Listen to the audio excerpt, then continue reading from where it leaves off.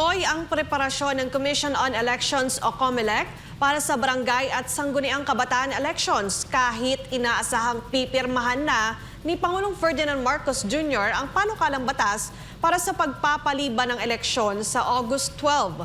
Samantala, nasa 200,000 na ang posibleng bilang ng mga nagparehistro para sa BSKE ayon sa COMELEC. Si Margaret Gonzalez, magbabalita. Ika-4 na araw na ng voter registration para sa Barangay and SK Elections or BSKE matapos itong muling buksan noong Agosto 1.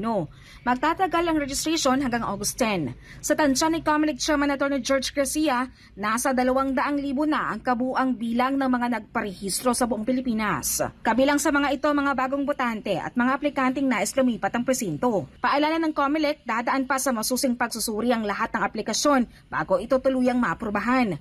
Kung may oposisyon sa application o registration ng isang tao, magpapatawag ng notice ang poll body sa aplikante at kailangan niya itong masagot o madepensahan agad sa komisyon. Hanggang August 20, bukas ang poll body para sa pagtanggap ng oposisyon.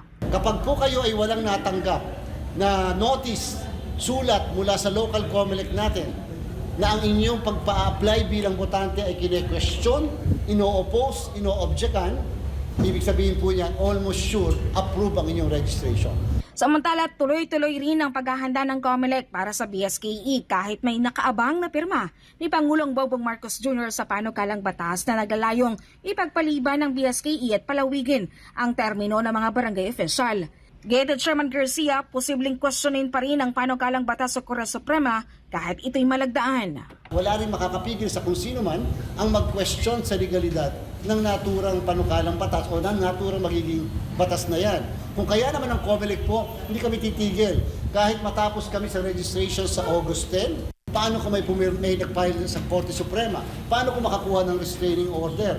Tapos hindi handa ang COMELEC. Tiniyak naman ng COMELEC na wala pa silang malaking gastos para sa BSKE preparations, maliban na lamang sa overtime pay ng mga empleyado. Sakali namang tuluyang maging batas ang panukalang postponement at mailipat ang halalan sa November 2026, muling bubuksan ng COMELEC ang voter registration sa buwan ng Oktubre taong 2025 hanggang July 2026. Para sa Diyos at Pilipinas Kumahal, Margaret Gonzalez, SB9 News.